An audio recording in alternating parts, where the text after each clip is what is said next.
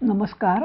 मी नीला अभ्यंकर आणि महाभारतातील व्यक्तिरेखामधील आज चौथी व्यक्तिरेखा महात्मा विदुर यावर माझे विचार मी आज सांगणार आहे.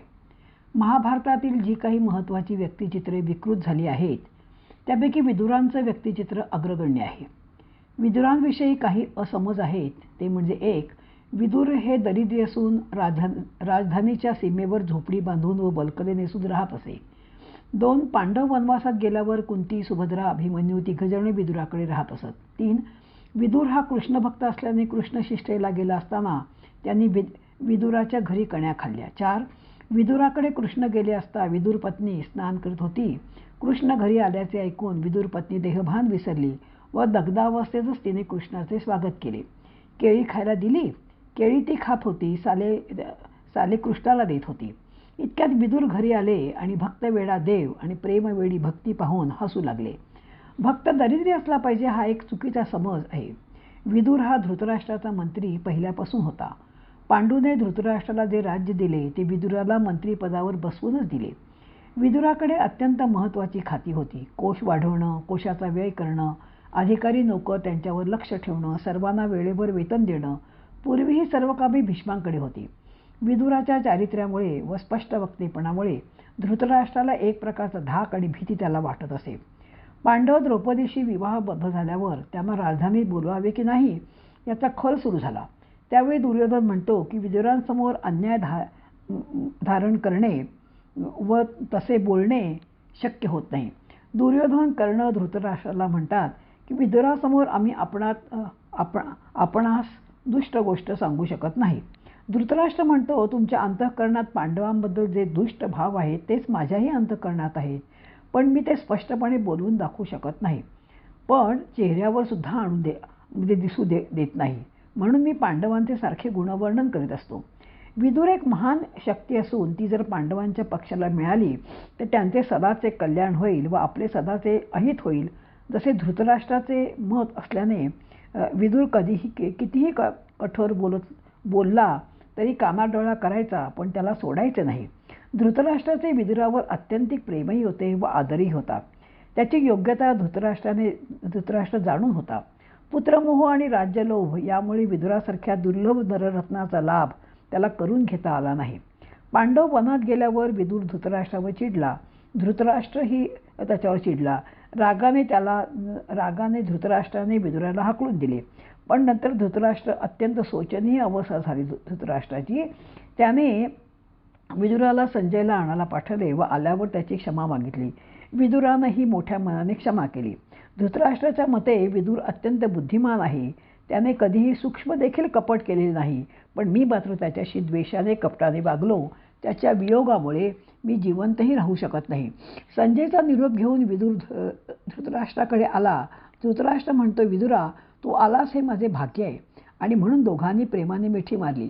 विदुराकडे क्षमा मागितली. विदुर म्हणतो, तू माझा वडील बंधू आहेस व राजा आहेस, म्हणून मी तुला क्षमा केली आहे.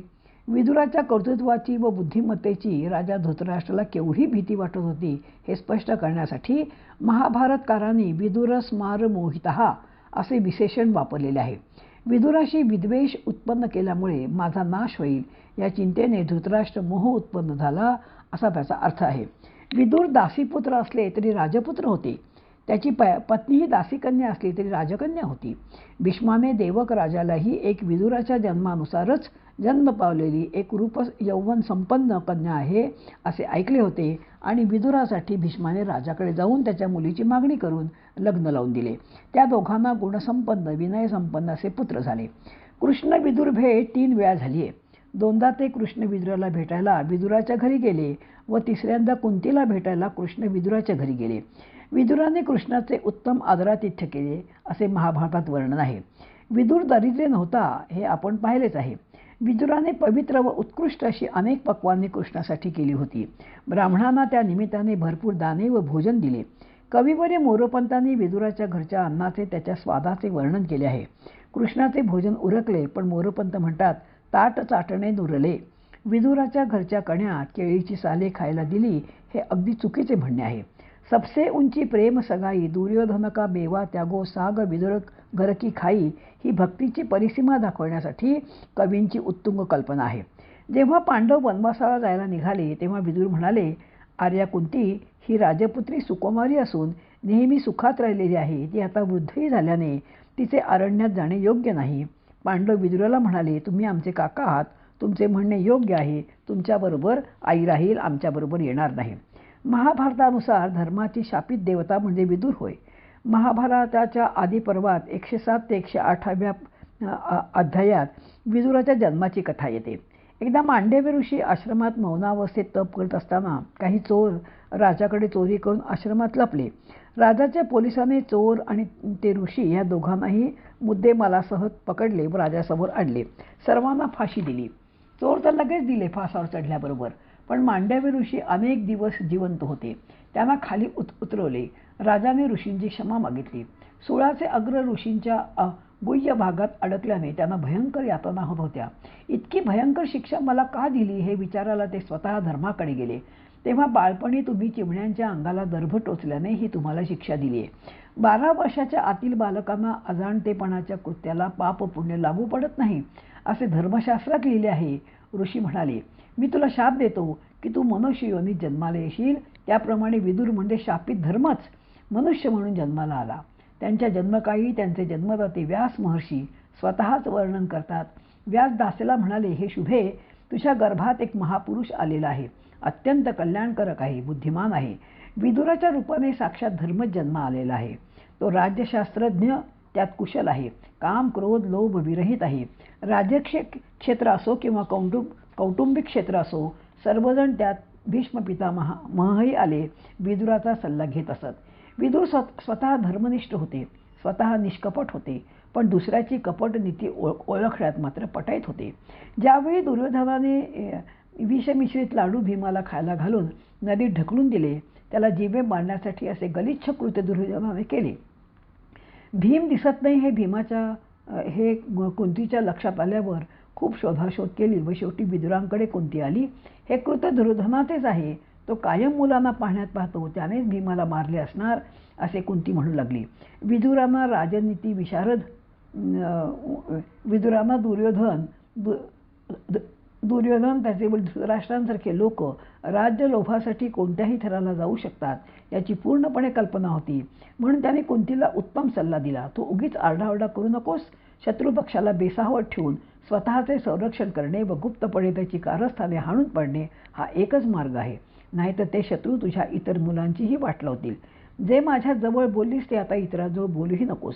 अगं, तुझे पुत्र दीर्घायुषी आहेत असे व्यासानेच म्हटल्याने लवकरच भीम परतेल व आनंद देईल. वारणावतात पांडवांना लक्षागृहात जाळून टाकण्याची कल्पना व कारस्थान विदुराने धृतराष्ट्र दुर्योधनाच्या चेहऱ्यावरील भावावरून ओळखले व त्यांना पोचवायचे निमित्त करून विदुराने ब्लेंछ भाषेत युधिष्ठिराला भावी संकटाची पूर्ण कल्पना दिली व सहाय्य करायला एक भुयारखडाला आपला विश्वासू माणूसही पाठवला. सर्व गोष्टीत गुप्तता राखायला विदुराने युधिष्ठिराला सांगितले. 1 वर्षभर तुम्ही तिथे राहा आणि राहिल्यानंतर त्याच्या आजूबाजूच्या तुम्ही जंगलामध्ये वावरा. ते सगळे रस्ते तुम्ही पाठ करून घ्या आणि त्या जवळच्या माणसांशी सुद्धा प्रेमाने वागा. 1 वर्षानंतर मात्र घराला आग लावून टाका. आणि त्याप्रमाणे भीमाने स्वतःच आग लावली आणि सही सलामत हे भुयाऱ्यातून ते सगळेजण बाहेर पडले. नदी ओलांड्याला सुद्धा नावाडी पाठवला व गंगा नदी पार करून दिली. असे विदुराचे काम हे नकळत होते.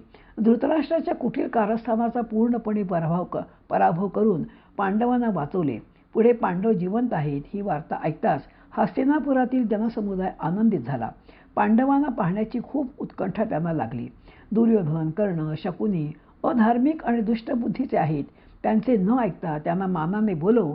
त्यांचे न ऐकता तू पांडवांना मानाने बोलव व त्यांचा सत्कार कर असा सुंदर उपदेश विदुराने धृतराष्ट्राला केला. याप्रमाणे पांडवांना बोलवायला व राज्याचे विभाजन सगळ्यांच्या संमतीने विभाजन केले. एक राज्य कौरवांचे तर एक राज्य पांडवांचे अशी सुंदर राज्याची फाळणी करण्यात आली. पांडवांकडे कृष्ण असल्याने त्यांना दुसऱ्या कोण्याही सल्लागाराची आवश्यकता नव्हती. म्हणून त्यांनी भीष्मांना किंवा विदुराला आपल्या राज्यात मंत्रीपद दिले नाही. दरवेळी विदुराने राज्यसभेला सावध करण्याचा आटोकाट प्रयत्न केलेला आहे. राजा धृतराष्ट्र जेव्हा दूताचे कारस्थान करू लागला त्यावेळीही विदुराने मंत्री या नात्याने त्याला भावी विनाशाचा स्पष्ट संकेत दिला होता. धृतराष्ट्र विदुरालाच दूताचे निमंत्रण द्यायला पाठवले. हे सगळं म्हणजे जेव्हा पांडवांचं अर्धराज्य खांडव वनात सुरू झालं त्या ठिकाणी विदुर बोलणं करायला म्हणून गेलेला आहे. दूत विदुर म्हणतोय की शकुनी हा पट्टीचा दूत प्रवीण आहे, सदैव दूत खेळणारा आहे व फासे नेहमी त्याला अनुकूल असतात.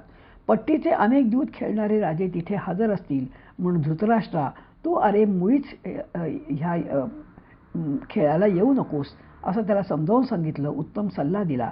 तरीही युधिष्ठिर दूत खेळायला तयार झाला व सर्व पांडव, कुंती, द्रौपदी हस्तिनापूरला आले. सर्व पांडव हरले. त्यावेळी दूत थांबवण्याचा खूप प्रयत्न विदुराने केला. शकुनाला आपल्या घरी पाठवण्याचा सल्ला सुद्धा त्यांनी धृतराष्ट्राला दिला. पुढे द्रौपदीचे वस्त्रहरण होण्याची पाळी आली.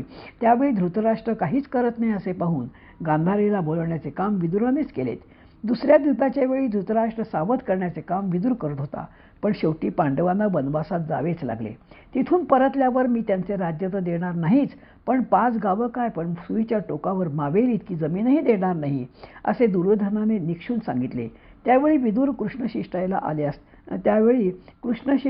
आले असताना विदुर त्यांना म्हणतो, राज्यनीतिशास्त्र व धर्मशास्त्र यांचे अतिक्रमण करणारा मूर्ख, एकदम रागवणारा, दुसऱ्यांचा अपमान करणारा, वृद्धांचे अनुशासन पायदळी तोडणारा हा लहरी हट्टी असा दुर्योधन कोणाचंही ऐकणार नाही. धृतराष्ट्र व त्यांच्या पुत्राने पक्के केलं आहे की आपण काही झालं तरी राज्य द्यायचं नाही. भीष्मद्रोणांसमोर पांडवांचा टीका लागणार नाही. एकटा कर्ण सर्व पांडवांचा पराभव करेल असं ह्या धृतराष्ट्राला आणि त्यांच्या पुत्रांना वाटत होतं. त्यामुळे ते युद्धाला तयार आहेत. युद्ध अटळ आहे. त्यांच्याशी बोलणे म्हणजे बहिऱ्यांशी बोलणे होय. कृष्णालाही बांधण्याची त्या सभेत प्रयत्न केला. इतक्या खालच्या पातळीवरचे राजकारण सभेत सुरू होतं आणि ते सगळं पाहून ह्या विदुराला अतीव दुःख झालं. उद्योग पर्वामध्ये विदुर नीती नावाचं एक मोठं प्रसिद्ध असं प्रकरण आहे. म्हणजे ज्या वेळेला 12 वर्ष वनवास आणि 1 वर्ष अज्ञातवास हे संपल्यानंतर खरं म्हणजे धर्माप्रमाणे पांडवांचं राज्य परत करायला हवं, पण पांडवांचं राज्य परत करायला आणि धृतराष्ट्र आणि दुर्योधन तयार नव्हते. आणि त्यावेळेला जी केलेली आहे हा जो उपदेश तीच विदुर नीती ही फार मोठी आहे. पण अगदी थोडक्यामध्ये आपण पाहूया. विदुर म्हणतोय धृतराष्ट्राला, सर्व लक्षणांनी संपन्न असलेला राजा युधिष्ठिर त्रैलोक्याचा अधिपती होण्यास योग्य आहे. राज्याधिपती होण्यासाठी तूच युधिष्ठिराची प्रार्थना करायला हवी.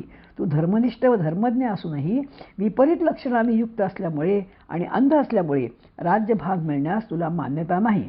दयाळूपणा, धर्म, सत्य व तुझ्याबद्दलची पूज्यबुद्धी या गुणामुळेच युधिष्ठिर अनेक क्लेश सहन करीत आहे. दुर्योधन, शकुनी, कर्ण आणि दुःशासन या चांडाळ चौकडीच्या हाती सर्व राज्यसत्ता सोपवून तू कल्याणाची इच्छा कशी करतोयस? आत्मज्ञान, उद्योग, सहिष्णुता आणि धर्मनिष्ठा हे गुण ज्यास पुरुषार्थापासून च्यूत करीत नाहीत त्यालाच आपण पंडित म्हणतो. पुढे ते म्हणतात, वंद्यकर्मे करणारा आणि निंद्यकर्मापासून दूर राहणारा आस्तिक व श्रद्धाळू असलेला तो पंडित म्हणावा. म्हणजे समर्थाने जे म्हटलंय, ज्यांनी निंदते सर्व सोडून द्यावे, ज्यांनी वंद्यते सर्व भावे करावे. क्रोध, हर्ष, गर्व, लज्जा, ताठरपणा, मीपणा हे पुरुषार्थाला भ्रष्ट करणारे दोष ज्यांच्यात नाही तोच पंडित. ज्यांचे कार्य व तत्संबंधीची मसलती इतरांना आधी न कळता फक्त करून झालेले कार्य तेवढेच इतरांना कळते तोच पंडित. शीत, उष्ण, भय, आसक्ती, समृद्धी, असमृद्धी ही ज्याच्या कार्यात विघ्न निर्माण करीत नाहीत त्यालाच पंडित म्हणावे. ज्याची लौकिक बुद्धी धर्मार्थाला अनुसरून चालते, जो कामापेक्षा अर्थाला मान देतो तोच पंडित समजावा. पंडित बुद्धीचा पुरुष दुर्लभ वस्तूची कधीही इच्छा करीत नाही व नाश पावलेल्या वस्तूबद्दल कधीही शोक करत नाही. संकटात सापडला असता गोंधळूनही कधी जात नाही. मनाशी निश्चय करून तो कार्यारंभ करतो. एकदा आरंभ केल्यावर ते कार्य पूर्णत्वास नेतो. ज्याची बुद्धी विद्येला अनुरूप आहे व विद्या बुद्धीला अनुरूप आहे, जो शिष्टांच्या मर्यादेचे उल्लंघन करत नाही तोच खरा पंडित. आणि अशी पंडितांची खूप लक्षणं आणि ह्या विदुराने इथे सांगितलेत, हे सगळं वाचताना समर्थांनी जे दासबोधामध्ये महंताची लक्षणं सांगितले, उत्तम पुरुषाची लक्षणं सांगितलेत, त्याची आठवण हे वाचताना होते. धनुर्धराने सोडलेला बाण एकालाच ठार करेल, कदाचित करणारही नाही, परंतु एखाद्या मुत्सद्याची बुद्धी राजासह सर्व राष्ट्राचा विनाश करते. म्हणून नेहमी काय करावं तर विवेक हा जागा ठेवावा. राजा समुद्र पार करण्यासाठी ज्याप्रमाणे नौका, त्याप्रमाणे स्वर्गलोकी जाण्याचे सत्य म्हणजे ब्रह्म हाच एकमेव जिना आहे, परंतु तुला त्याची अजून नीटशी ओळख झालेली नाही आहे. नंतर क्षमा हे एक मोठे सामर्थ्य आहे. क्षमा असमर्थांचा गुण तर समर्थांचे भूषण. क्षमा हा असमर्थांचा गुण तर समर्थांचे भूषण आहे. या जगात लोकांना प्रेमाने जिंकण्याचे क्षमा हे एकच साधन आहे. क्षमेने काय साध्य होत नाही. ज्याच्या हाती क्षमारूप खडग आहे त्याचे दुर्जन काय करू शकणार. तृणरहित जागी अग्नी पडला म्हणजे तो आपोआपच भिजून जातो. क्षमाहीन माणूस मात्र स्वतःला व दुसऱ्यांना संकटात टाकतो. म्हणून क्षमा अत्यंत महत्त्वाची आहे. पुढे ते म्हणतात, माता, पिता, अग्नी, आत्मा आणि गुरु या 5 अग्नीशी मनुष्याने प्रयत्नपूर्वक सेवा करावी. देव, पितर, मनुष्य, संन्यासी व अतिथी या 5ची पूजा करणारा मनुष्य या लोकी शुद्ध यश प्राप्त करतो. राजा, शत्रू, मित्र, उदासीन, आश्रय देणारे व आश्रय घेणारे असे 5 प्रकारचे लोक तू कुठेही गेलास तरी तुझ्या मागे राहणारच. मनुष्याने सत्य, दान, उद्योगीपणा, निर्मत्सरता, क्षमा व धैर्य या 6 गुणांचा कधीही त्याग करू नये.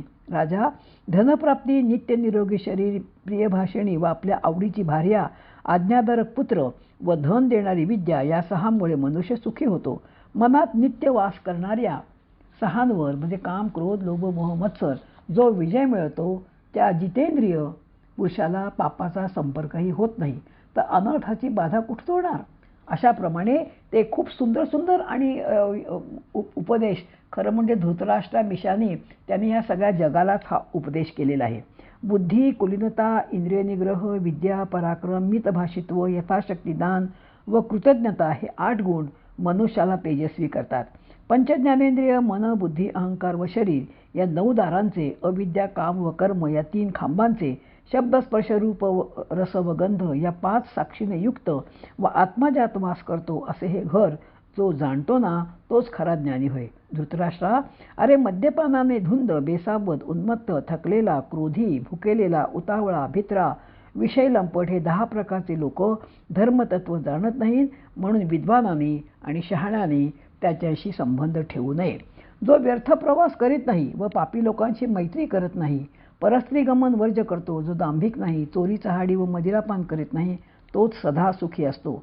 व जो धर्म, अर्थ व काम या त्रिवर्गापैकी कोणतेही कार्य क्रोधाने व उतावळेपणाने हाती घेत नाही, विचारल्यावर सत्य तेच सांगतो. मित्रांशी विवाद करणे ज्याला आवडत नाही, कोणी मान दिला नाही म्हणून जो क्षुब्ध होत नाही तो शहाणा समजावा. जो दुसऱ्याचा मत्सर करीत नाही, सर्वांवर दया करतो, अंगी बळ नसता दुसऱ्याशी विरोध करीत नाही, केव्हाही अमर्याद बोलत नाही व दुसऱ्याचा विरोध सहन करतो, त्याचीच सर्वत्र प्रशंसा होते.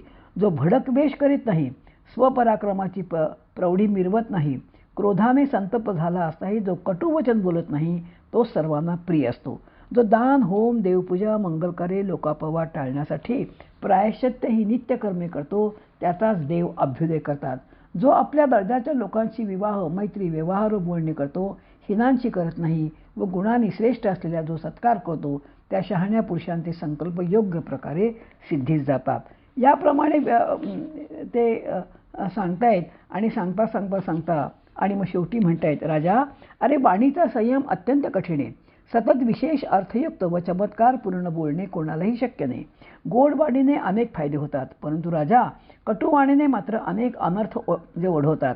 बाणांनी विद्ध झालेले वा कुऱ्हाडीने तोडलेले वन पुन्हा अंकुर फुटून पूर्ववत वाढते, परंतु कठोर शब्दाने झालेला व्रण मात्र भरून येत नाही. म्हणून वाणीने वाईट बोलणे निंद मानले आहे. त्याप्रमाणे राजा नेहमी सर्वांशी गोड बोल असा सुंदर उपदेश राजांनी केलेला आहे. आणि त्यानंतर दुर्योधन जन्माला ज्यावेळी आला तो गर्दभ स्वराने ओरडू लागला व गिधाडे, कावळे त्याला प्रत्युत्तर देत होते. अशा वेळी काय करावं हे धृतराष्ट्राने सर्व ज्येष्ठांना विचारले. त्यावेळेला विदुर स्पष्ट शब्दात म्हणाला की याचा परित्याग कर, कारण कुलाचा नाश करणारा हा होईल. अर्थात पुत्रलोभाने धृतराष्ट्राने ऐकले नाही.